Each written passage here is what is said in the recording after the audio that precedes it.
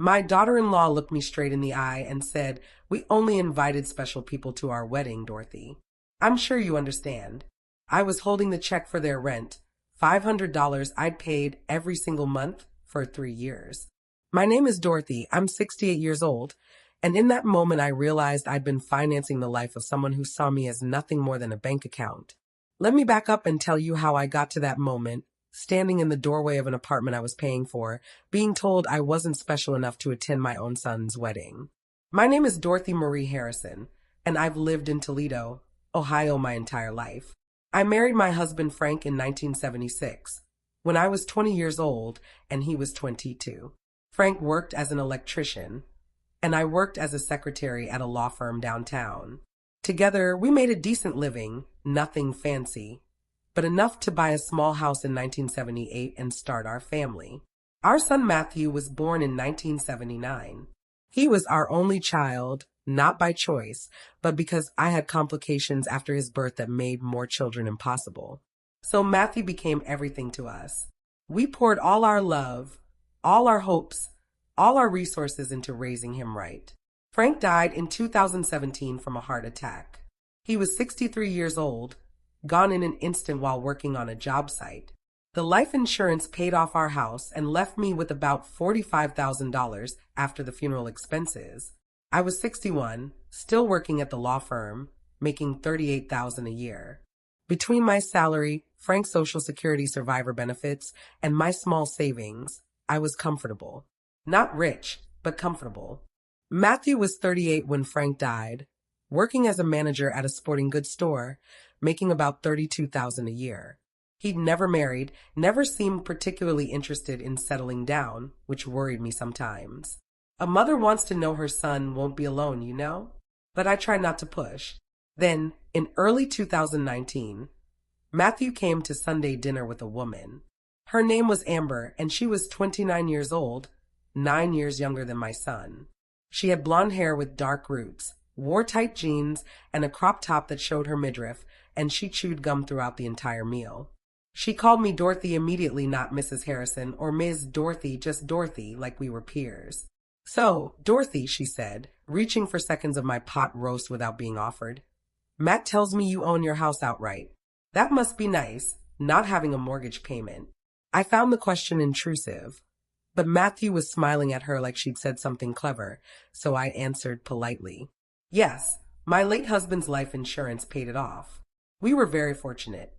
Frank was a good man," I added, wanting her to know about the man whose death had made that possible. "He worked hard his entire life." "That's cool," Amber said, already losing interest, scrolling on her phone with one hand while eating with the other. After they left, I felt uneasy. There was something about Amber that didn't sit right, but I told myself I was being judgmental. Matthew was a grown man. He could choose his own relationships. Over the next few months, Matthew and Amber became serious quickly. By summer 2019, they were talking about moving in together. The problem was money. Matthew's apartment was a studio, too small for 2 people. Amber had been living with roommates, 3 other girls in a house that she described as toxic and impossible. "We found a perfect place," Matthew told me over coffee one Saturday morning in July. 2-bedroom, nice neighborhood, close to my work. But it's $950 a month, and with utilities and everything, we're looking at about $1,200 total. It's more than we can really afford right now, but Amber's looking for a better job, and I'm up for a promotion at work.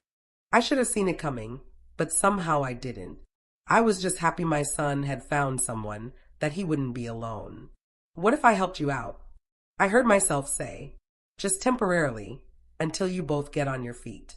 I could cover part of the rent for a few months." Matthew's face lit up. "Mom, really?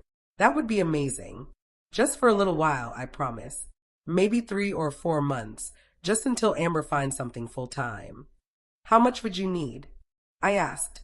"If you could cover $500, we could handle the rest." That would make such a difference. $500 a month. I did the math in my head. That was $6,000 a year. My take-home pay was about $2,800 a month after taxes. My expenses were about $1,800. Property taxes, utilities, food, car payment, insurance. That left me with 1,000 a month for savings and extras. If I gave Matthew 500, I'd still have 500 left over. It was doable. Okay, I said, 500 a month, but just until Amber finds full-time work or you get that promotion. You're the best, Mom, Matthew said, hugging me tight. I'll pay you back, I swear. They moved into the apartment in August 2019. It was a nice place, I'll give them that. 2 bedrooms, updated kitchen, small balcony. The neighborhood was safe, quiet. I helped them move, spent a full Saturday carrying boxes up 2 flights of stairs. Amber directed from the couch, telling us where things should go, claiming she had a bad back. That first month, I wrote the check for $500 and handed it to Matthew. He gave it to their landlord along with his portion. Everything seemed fine. September came, and I wrote another check. October, November, December. $500 a month, every month. Christmas 2019, I bought them nice gifts, a stand mixer for Amber, who said she wanted to learn to bake, and a new TV for Matthew, who loved watching football. The mixer cost $180. The TV cost $400. Neither of them got me anything. But I told myself they were struggling financially, that it was okay. In January 2020, I asked Matthew about Amber's job search. How's it going? Has she found anything full-time yet? She's got a few leads, Matthew said vaguely. The market's tough right now. But don't worry, Mom. As soon as she finds something, we'll take over the full rent. February, March, April. $500 a month. Then the pandemic hit and everything shut down. Matthew's store went to limited hours. His pay was cut by 20%. Amber, who'd been working part-time at a retail clothing store, was laid off entirely. Mom, I hate to ask, Matthew said over the phone in May, but could you possibly cover more of the rent? Just for a few months until things stabilize? Maybe $700 instead of $500. I was working from home. My hours also reduced, but I was lucky enough to keep my job. I can do $700, I said. But Matthew, this can't be permanent. I'm dipping into my savings. I know, Mom. I know. As soon as the world goes back to normal, Amber and I will get back on track. You won't have to help us anymore. So I paid $700 a month from May through December 2020. That was $5,600 on top of the $4,000 I'd already paid in 2019 and early 2020. I was nearly $10,000 into supporting them. During the pandemic, I couldn't visit them much. We did video calls and I dropped off groceries occasionally, leaving them on their doorstep. In July 2020, I brought them $150 worth of food. Chicken, pasta, vegetables, snacks. You shouldn't have, Amber said when I called to tell her it was there. But there was no real gratitude in her voice, just an acknowledgement that I'd done what she expected. By January 2021, vaccines were rolling out, and the world was slowly reopening. Matthew's store went back to full hours. Amber got a new job at a call center, making $15 an hour, full-time. This is it, Mom, Matthew said excitedly in February 2021. Amber's making good money now, and I'm back to my full salary. We can take over the rent completely starting next month. But March came, and Matthew called me. Mom, I'm so sorry, but Amber's car broke down. The transmission went. It's going to cost $2,000 to fix, and we don't have that kind of cash right now. Could you possibly keep helping with rent for a few more months? Just until we save up for the car repair. My savings account had gone from $45,000 to $38,000. I was 65 years old, thinking about retirement in a few years, and my nest egg was shrinking. But it was my son, and he needed help. How about I loan you the money for the car repair? I suggested $2,000, and then you can pay me back over time, and I'll stop paying your rent. There was silence on the other end. Then Amber's voice in the background. Tell her we need the rent money more. The car can wait. Matthew came back on the line. Actually, Mom, we're going to try to live with one car for now. If you could just keep helping with rent, that would be better. So I kept paying $500 a month again, since they were both working. March, April, May, June, July, August, September, October, November, December 2021. Another $6,000. I was 16,000 deep now. During this time, I saw them maybe once a month. Sunday dinners became rare. They were always busy, had plans with Amber's friends, or were too tired from work. When I did see them, Amber had new clothes, new shoes, new purses, designer labels, the kind that cost hundreds of dollars. Matthew had a new gaming system, new games, new expensive headphones.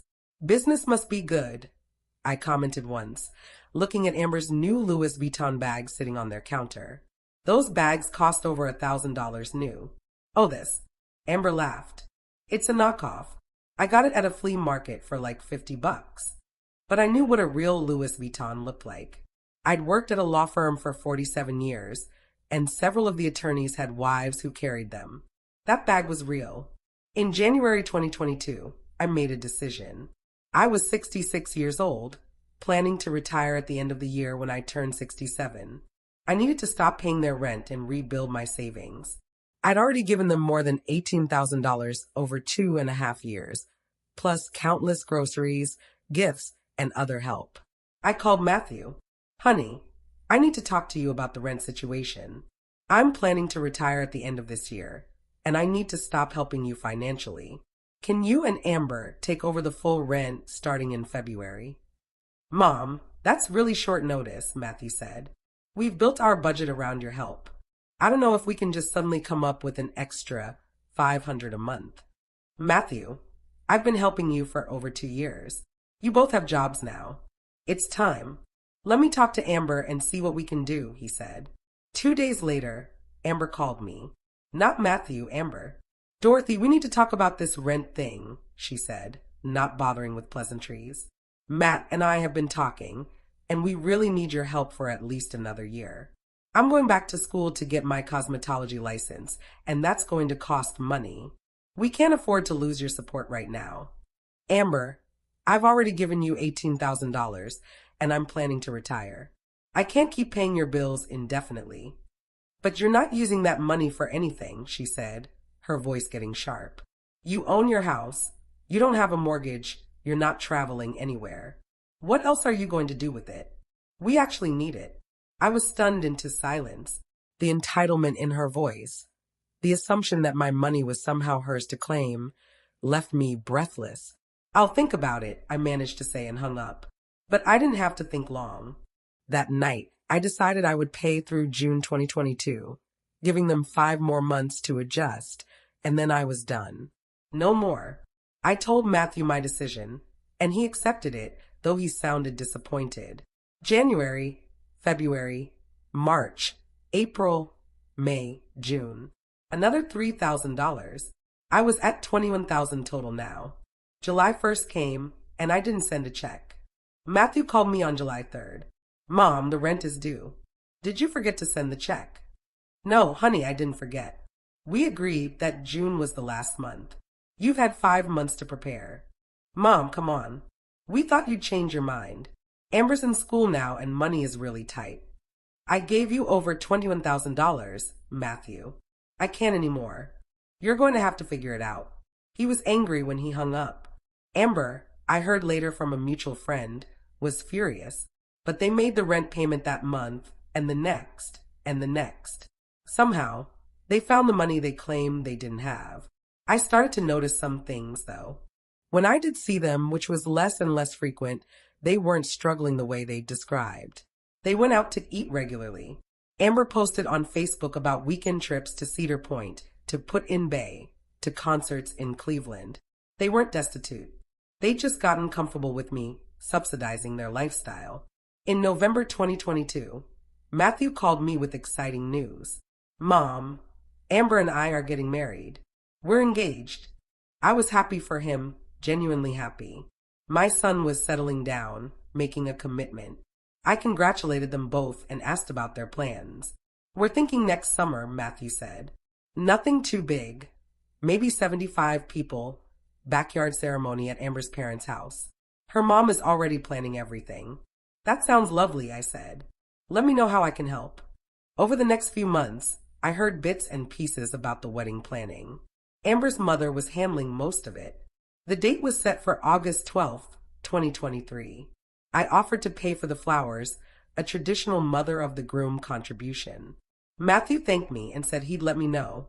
In February 2023, I asked about the flowers again. Have you and Amber decided what you want? I'd like to place the order soon so we can lock in the price. Actually, Mom, Amber's mom already ordered the flowers. She got a good deal through a friend. But thanks anyway. Oh, I said, a little hurt but trying to hide it. Well, what about the rehearsal dinner? Traditionally, the groom's family hosts that. I'd be happy to arrange something. Amber's parents are doing that too, Matthew said. They're really involved in the planning. You know how it is. I didn't know how it was. I was being shut out of my own son's wedding planning. In April, I still hadn't received an invitation. The wedding was 4 months away. An invitation should have been sent by now. I asked Matthew about it. They're going out next week, he assured me. Amber's been super busy with school and work, so things are running a little behind. May came. No invitation. June came. No invitation. I started to feel a knot of anxiety in my stomach. Was I actually invited to my own son's wedding? In early July, just 5 weeks before the wedding, I decided to drive to their apartment and ask directly. I didn't call ahead. I just showed up on a Saturday afternoon with a check for their July rent. Old habits die hard, I suppose, and even though I hadn't paid in over a year, some part of me thought maybe bringing the check would soften whatever was happening between us. I knocked on the door. Amber answered, wearing yoga pants and a crop top, her hair in a messy bun. She looked surprised to see me. Dorothy, what are you doing here? I came to visit, I said, holding up the check. And I thought, with the wedding coming up and all the expenses, maybe you could use a little help. Consider it a wedding gift. I was offering her $500, money I could barely afford, because I wanted to be part of my son's life, part of his wedding, part of his happiness. Amber looked at the check, then at me, and something in her expression shifted. It became hard, calculating. Actually, Dorothy, I'm glad you came by. I've been meaning to talk to you about the wedding. Oh, my heart lifted a little. Maybe she needed help with last-minute details. Yeah, so Matt and I decided to keep the wedding really small and intimate. Just close family and special people, you know? And with my family being so big and Matt having so many friends from work, we had to make some hard decisions about the guest list. The knot in my stomach tightened. I don't understand. Are you saying I'm not invited? Amber shrugged, like she was discussing the weather. We only invited special people to our wedding, Dorothy. I'm sure you understand. It's nothing personal. We just want the day to be perfect, and that means keeping it small. I stood there, holding that check for $500, money I'd taken from my retirement savings to help them, and I felt something inside me break and then immediately harden. Special people, I repeated slowly. You only invited special people. Right, Amber said, not even having the grace to look uncomfortable. Like I said, nothing personal. But hey, thanks for the check. That'll really help with the catering costs. She reached for it. I pulled the check back. Actually, I think I need to reconsider this. What? Why? Well, Amber, if I'm not special enough to attend my only son's wedding, I'm not sure why I should contribute financially to it. Her face flushed red. That's not fair. We're just trying to keep it intimate. Over $21,000, I interrupted, my voice steady and cold. That's how much I gave you and Matthew over 3 years. $21,000 to keep a roof over your heads. And I'm not special enough to watch my son get married. Dorothy, you're being dramatic. I'm being dramatic? I felt my voice rise, and I didn't try to control it. I sacrificed my retirement savings to help you. I bought your furniture. I filled your refrigerator. I gave up my own financial security so you could live in this apartment and buy designer purses and take weekend trips. And I'm not special enough. Matthew appeared behind Amber, clearly having heard the commotion. Mom, calm down. Don't tell me to calm down, Matthew. Did you know about this? Did you know your fiancé was planning to exclude me from your wedding? He had the decency to look ashamed. Mom, it's complicated. Amber's family is really big, and her parents are paying for most of it. So they get to decide. Her parents are paying for most of it? I laughed, and it was not a kind sound. Who do you think paid your bills so you could save money for this wedding? Who do you think made it possible for you to even consider getting married when you couldn't afford your own rent 3 years ago? That's different, Amber snapped. You offered to help us. We didn't ask you to. You absolutely did ask me. Multiple times. And when I tried to stop, you both guilt me into continuing. You said you needed me. You said it was temporary. You said you'd pay me back. And now I'm not even worth an invitation to the wedding. Mom, please, Matthew said. You're making this harder than it needs to be. How many people are you inviting? I asked suddenly. What? To the wedding? How many people? Amber and Matthew exchanged glances. 75, Amber said finally. 75 people, and I don't make the cut. Who's invited, Amber? Your hairdresser? Your co-workers from the call center? Your friends from high school you haven't talked to in 10 years. They're important to me, Amber said defensively. And I'm not? The woman who paid your rent for 3 years? I'm not important. You're Matthew's mom, Amber said, her voice dripping with condescension. That's different from being actually close to someone. Matt and I have our own life now. We're building our own family. We can't include everyone from the past. The past, I whispered. I'm the past. Matthew put his hand on Amber's shoulder. Mom, maybe we can do something special with you after the wedding. Take you out to dinner. Show you pictures. Get out, Amber interrupted. Dorothy, I think you should leave. You're being really negative right now, and we don't need this energy before our big day. I looked at my son, waiting for him to defend me, to tell his fiancée that she couldn't speak to his mother this way. But he just stood there, his hand still on Amber's shoulder, his eyes avoiding mine. That's when I knew I'd lost him. Or maybe I'd never really had him. Maybe all those years of raising him, loving him, supporting him had created someone who could stand by while his fiancée insulted me and excluded me from the most important day of his life. I tore the check into pieces, slowly and deliberately, letting them flutter to the ground at their feet. You're right, I said quietly. I shouldn't have come. I thought I was special to you, Matthew. I thought I was your mother, and that meant something. But I see now I was just a bank account. Mom, that's not true, he started, but I held up my hand. I'm going to leave now, I said. And I want you both to understand something very clearly. I will never give you another dollar. Not for the wedding, not for a down payment on a house, not for children when you have them, not for anything. You've made it very clear what I mean to you. So consider this relationship exactly as transactional as you've treated it. You're being petty, Amber said. No, Amber. I'm being smart. I should have been smart 3 years ago when I started paying your bills. I should have seen you for what you were. But I let my love for my son blind me. That stops today. I walked away from their apartment, down those 2 flights of stairs I'd climbed so many times carrying their groceries and their furniture. I got in my car, drove home to my little paid-off house, and I sat in the silence. I didn't cry. I was too angry to cry. Instead, I made a plan. First, I called my lawyer. Yes, I had a lawyer. After working at a law firm for 47 years, I knew several good ones. I asked him about whether I could legally recoup any of the money I'd given Matthew and Amber. Did you have a written agreement? He asked. No, it was family help. Then legally, it's considered a gift. You can't get it back unless you can prove it was a loan. And even then, it's difficult. I'd expected that answer, but I had to ask. What about charging them for the checks I have proof I gave them?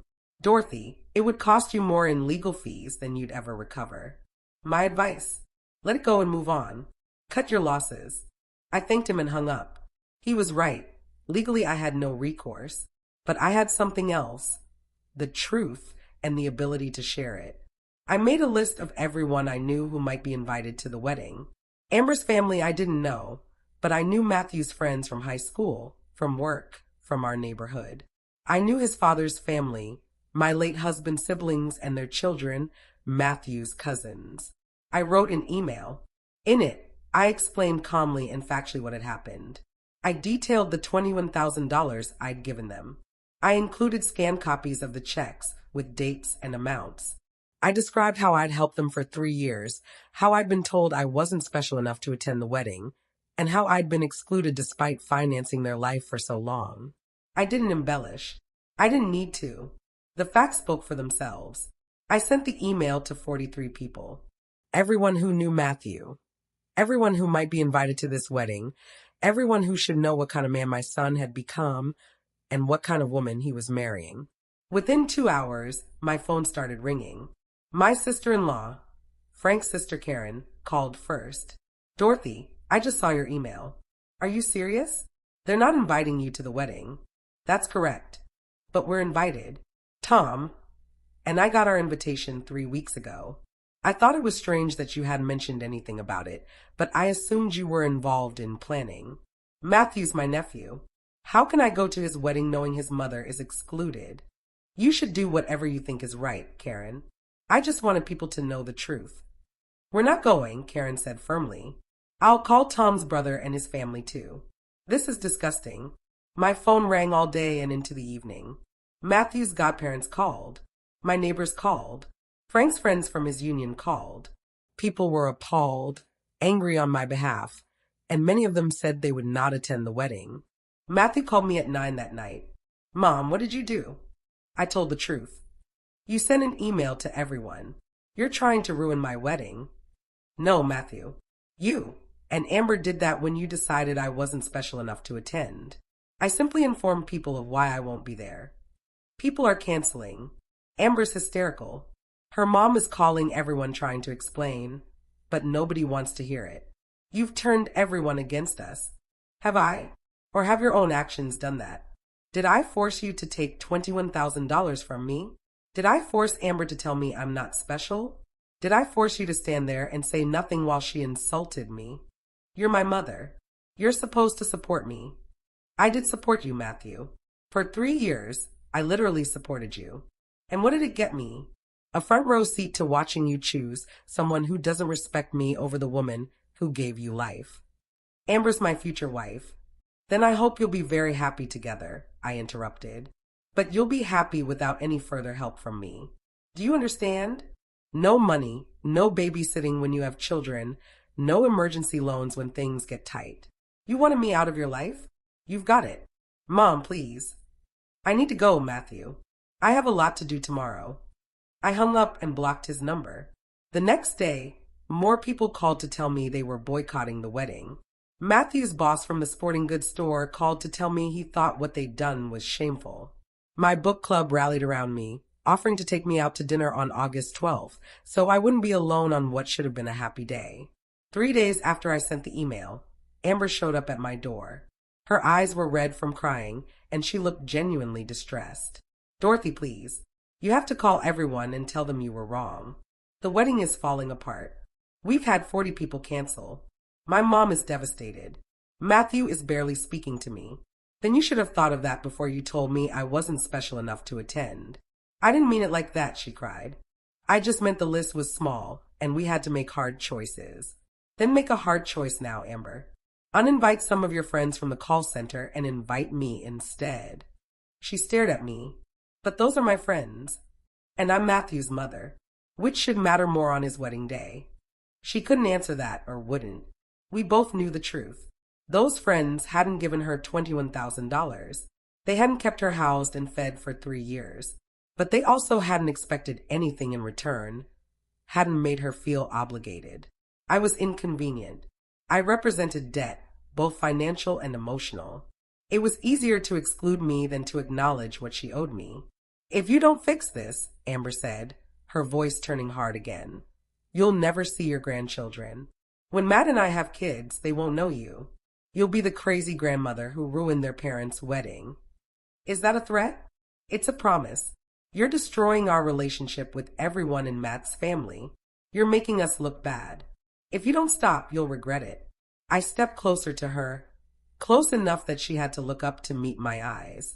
Amber, I want you to listen very carefully. I spent 3 years giving you everything I had.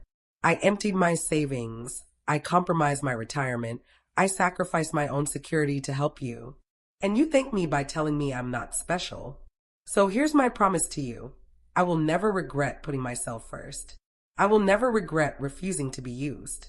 And if you keep my grandchildren from me, that will be one more thing you take from me, and one more reason for everyone to know exactly who you are. She left in tears.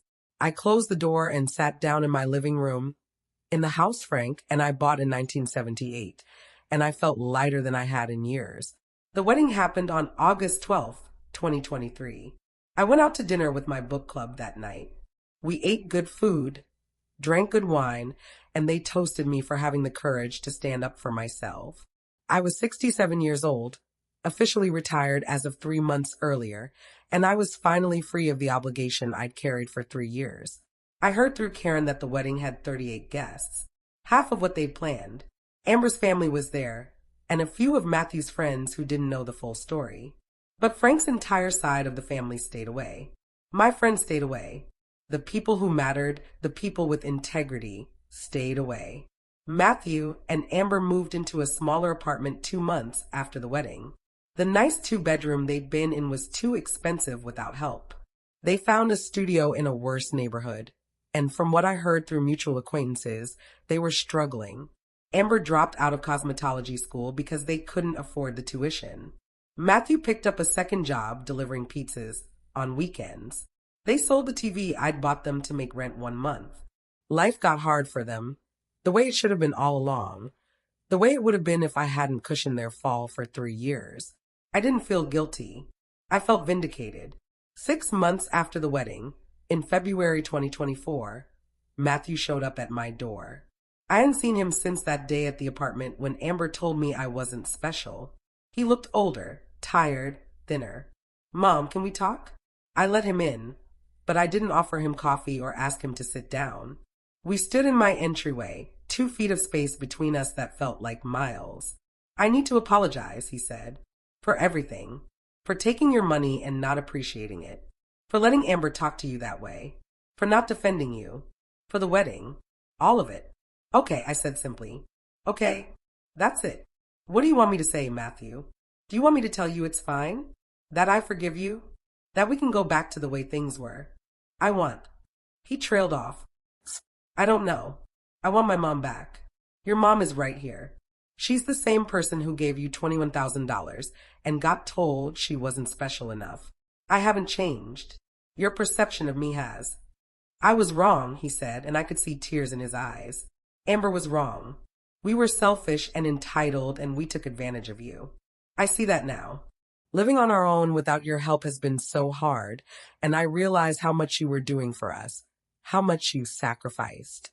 "Is that why you're here? Because things are hard now?" "No. I mean, yes, they're hard, but that's not why I'm here. I'm here because I miss you. I miss Sunday dinners and talking to you and having you in my life. Amber and I are in counseling, and the therapist asked me about family, and I realized I've destroyed my relationship with you." "You have," I agreed. "You absolutely have. Can we fix it?" His voice broke. "Is there any way to fix this?" I looked at my son, this 44-year-old man who looked like his father, but had somehow missed inheriting Frank's integrity. I wanted to hug him. Part of me still loved him because he was my child, because I'd raised him, because maternal love doesn't just disappear even when it's betrayed. But another part of me, the part that had been hardened by being told I wasn't special, refused to make this easy for him. "I don't know, Matthew. Trust is easy to break and hard to rebuild. You showed me that when it came down to choosing between your mother and keeping your fiancée happy, you chose her. When you had the opportunity to stand up for me, you stayed silent.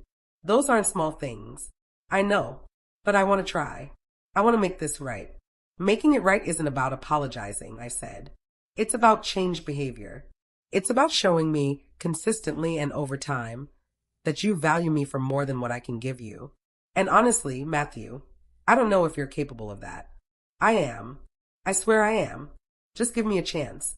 I thought about it for a long moment. "Here's what I'm willing to offer.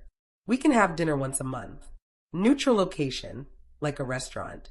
We'll talk, we'll catch up, and we'll see if we can rebuild something. But I'm not giving you money. I'm not helping with bills. I'm not babysitting if you have children. I'm not funding your life. If we have a relationship, it will be because you want me in your life, not because of what I can do for you." That's fair, he said quickly. That's more than fair. Thank you, Mom. And Amber needs to apologize too. To my face, genuinely without excuses. He hesitated. She's still pretty hurt about the wedding boycott. Then I guess she understands how I felt about being excluded. When she's ready to apologize, she knows where to find me. Matthew left, and I sat down on my couch. I'd given him an inch, but I wouldn't give him a mile. That part of my life was over. We did have dinner once a month. At first, it was awkward, forced conversation about weather and work. But slowly, over months, we found a rhythm. Matthew started asking about my life, my book club, my retirement hobbies. I told him I'd taken up painting, that I was volunteering at the library, that I'd gone on a bus trip to Mackinac Island with some friends. That sounds nice, Mom, he said during our 6th monthly dinner. You seem happy. I am happy, I realized. Happier than I've been in years. Amber never apologized. Not genuinely. She sent a text message 6 months after the wedding that said, "Sorry things got so heated. Let's move past it." That wasn't an apology. That was a dismissal. I never responded. Matthew and Amber are still together. They're still struggling financially, still living in that studio apartment, still working multiple jobs. They talk about wanting to buy a house someday, about having children someday, but I don't see how they'll manage. They made their choices, and now they're living with the consequences. I made my choices too. I chose myself. I chose my dignity. I chose to stop being used by people who saw me as nothing more than a wallet with a pulse.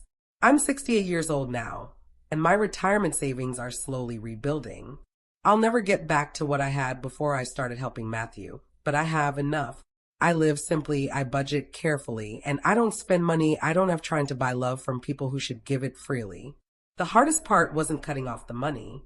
The hardest part was accepting that my son was not the person I thought I'd raised. Somewhere along the way, between childhood and adulthood, he learned that love was transactional, that family was optional, that gratitude was unnecessary. Maybe I spoiled him too much when he was young. Maybe Frank and I didn't teach him the right values. Or maybe he just became who he was always going to become, and there was nothing we could have done differently.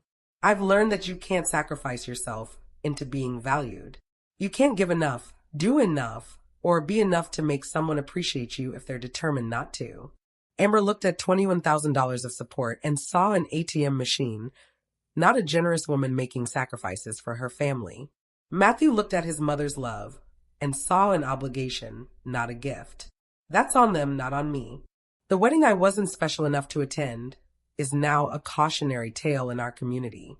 People still talk about it at church, at community events, at gatherings. Did you hear about Dorothy Harrison? Her son and his wife excluded her from the wedding after she paid their rent for 3 years. It's become a story people tell to illustrate ingratitude, entitlement, and the importance of setting boundaries. I'm not proud of becoming a cautionary tale, but I'm not ashamed either. My story has helped other people stand up for themselves. I've had 3 different women come up to me in various settings to tell me that hearing what I went through gave them the courage to stop enabling their own adult children. That means something. As for Matthew and Amber, I wish them well, in a distant, detached way. I hope they figure out their finances. I hope they learn gratitude. I hope that someday, if they have children, they'll understand the depth of what a parent's love means and how badly they squandered mine. But I don't wait for that day. I don't hold my breath for real apologies or changed behavior. I've built a life that doesn't revolve around them, doesn't depend on them, doesn't need them. I have my book club, my painting class, my volunteer work at the library. I have friends who value me for who I am, not what I can give them. I have a small but comfortable life, and it's mine, completely mine, free from people who use the word family as a justification for taking advantage.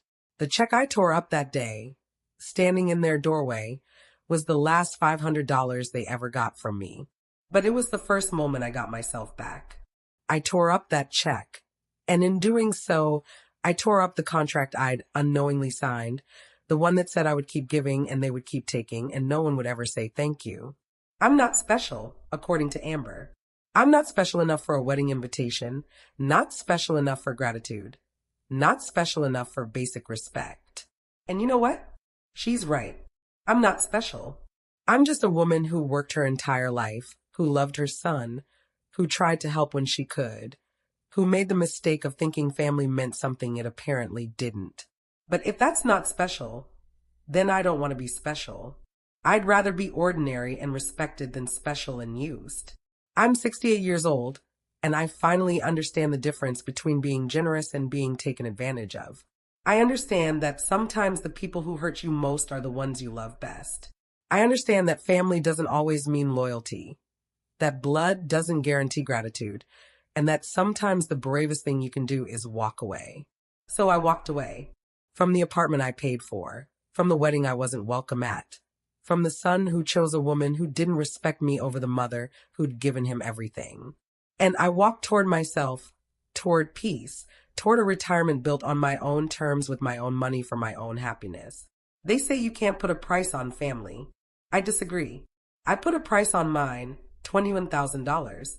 That's what it cost me to learn that some families aren't worth the investment, that some relationships are designed to drain you, and that the most important person to take care of is yourself.